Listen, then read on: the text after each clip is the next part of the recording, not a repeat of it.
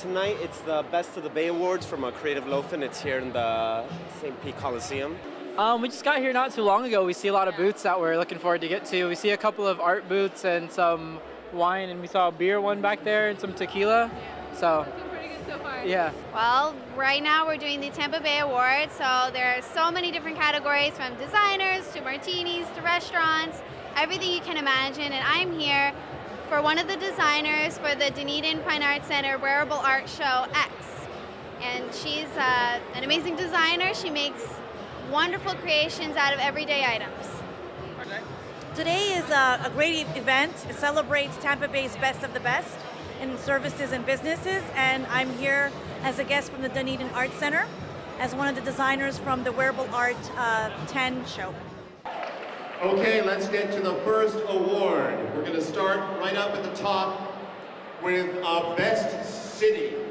This is a Reader's Poll Award.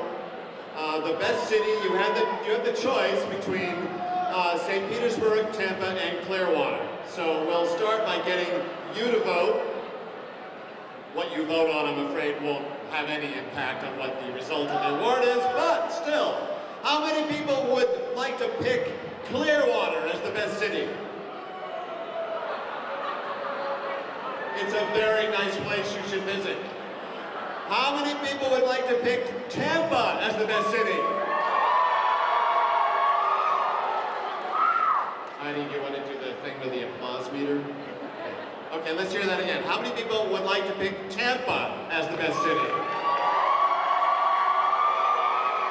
How many people would like to pick St. Petersburg as the best city? Ear-shattering. I think you probably will be happy with the result here, because Heidi? The winner is St. Pete! Okay, so I'd like to call the Deputy Mayor of St. Petersburg up to the stage if she is here.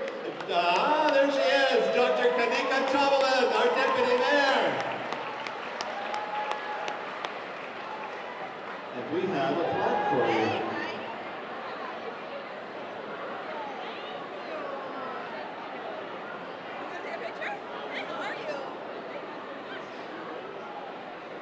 Thank you guys so much. This is absolutely awesome.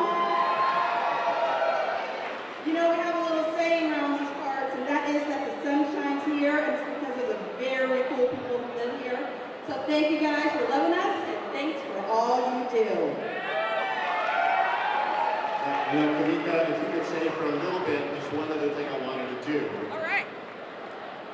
As I said, I live in St. Pete. I'm very proud to live in St. Pete, and one of the reasons is because of what's been happening in the last year or so in the realm of LGBT rights. I am in the G part of that equation, and many things have happened, and for that reason, I'd like to call up to the stage Robert Danielson, who is the marketing director of St. Petersburg, and he was also the first ever LGBT liaison appointed by a mayor of St. Petersburg, appointed by Mayor Rick Kreisman.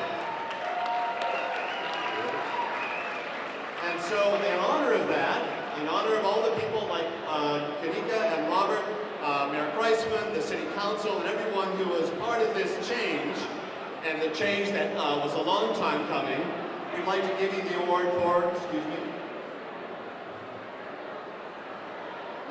best symbol of a new era, the raising of the rainbow flag over City Hall during Pride. I want to ask all of our little state team right here, you guys come on up here with us and celebrate this award. We're awesome because of you. That's an order. Come on up. Uh-oh, boss's orders.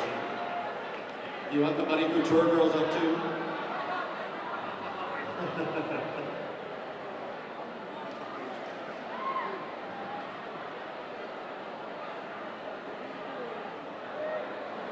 Thank you very much. Congratulations.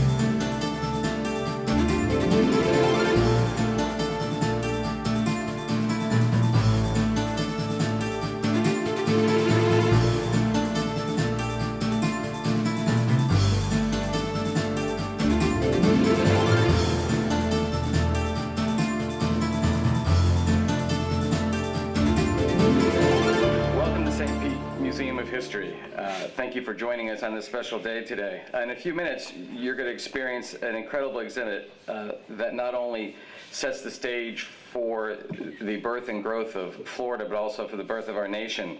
There's some key people that were instrumental in bringing this exhibit here that we'd like to thank today. The first one being Susan Henry and the Huff Family Foundation, for without them, this wouldn't be possible.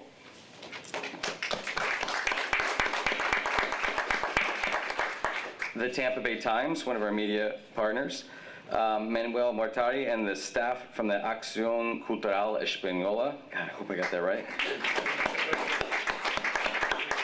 The museum's board of directors for their support in bringing this here as well. And last but not least, the guys that are all hiding over there, Nevin Sittler, James Parrish, Levi Harris, and the rest of the museum, staff that made history themselves by transforming our main gallery into colonial Florida in a very short period of time. Now I want to introduce someone who flew in from Spain for this opening, the director of the Acción Cultural Española, Señor Jorge Sobrero. Thank you very much, Rui. Thank you very much also to the president of the board of directors of the museum. We are actually very, very pleased to have this exhibition here in St. Petersburg. I think it is a very interesting exhibition, very well narrated period of the history of this area of the country.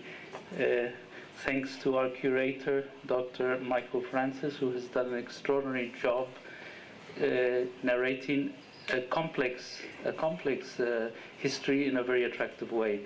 So I hope that you enjoy it. It's very interactive. It has lots of interesting things, and it's also demystification, I don't know if I said that right in English, of certain things, Fountain of Youth, etc., which will be interesting to people in the county and in the city. So thank you very much, Rui, and thank you for being here today.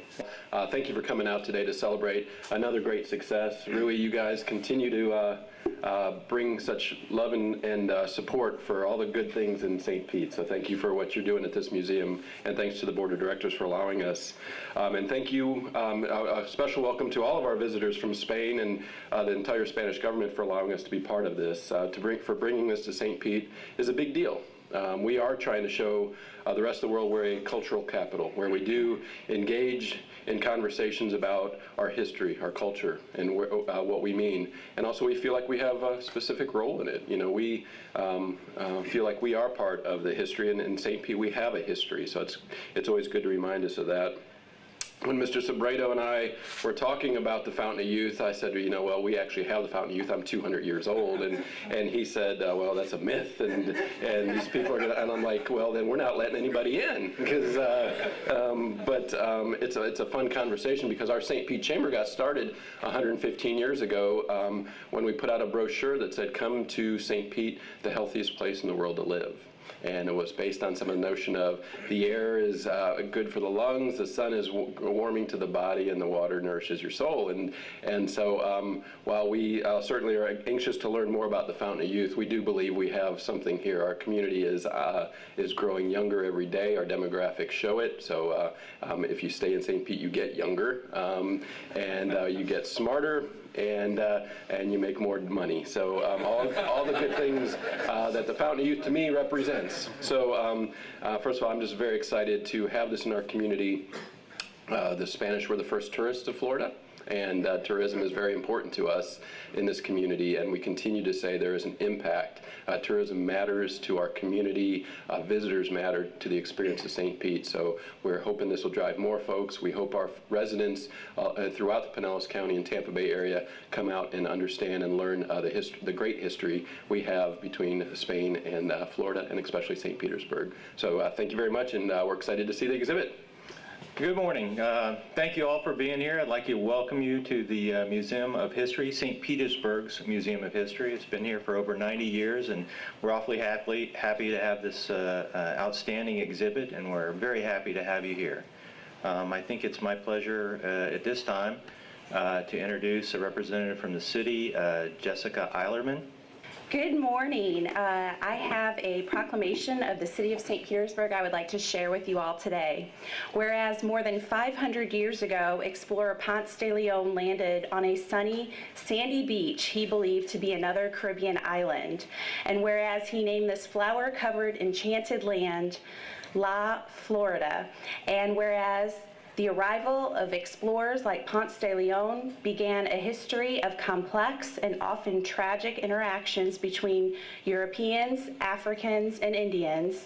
And whereas these exchanges in part remain part of the legacy which is modern Florida today, and whereas the St. Petersburg Museum of History and the City of St. Petersburg are proud to host Imagining La Florida, an exhibition where which offers a new perspective on the rich and often forgotten history of Florida. Now, therefore, I, Rick Kreisman, Mayor of the City of St. Petersburg, do hereby proclaim today, September 16, 2014, as Imagining La Florida Day in St. Petersburg, and I encourage all residents to observe this day and acknowledge those relentless early explorers of America.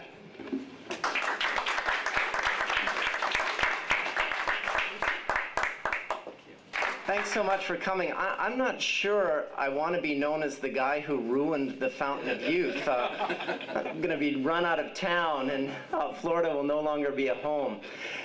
This was a joint collaborative effort from the very beginning, and I just want to thank everyone involved. There were dozens of people who made this happen, including the remarkably talented people at Acción Cultural Española and Grupo Absolute, Carmen Bueno, some of the finest museum designers who can translate the messy details of a neurotic historian into an exciting, interactive, and accessible exhibit like this one is. And we were faced with a number of interesting challenges. How do you make an exhibit for this early Florida period where we have very few original paintings, buildings that still exist from this early period? The oldest standing structure in Florida from the Spanish period is the Castillo in St. Augustine.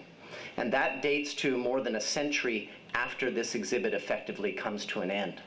So how do you do it? How do you animate it? How do you make it exciting? And how do you tell a story of Africans, Indians, and Europeans who helped forge this world in the 16th century, who helped create communities and establish an early European foothold in what becomes the United States of America.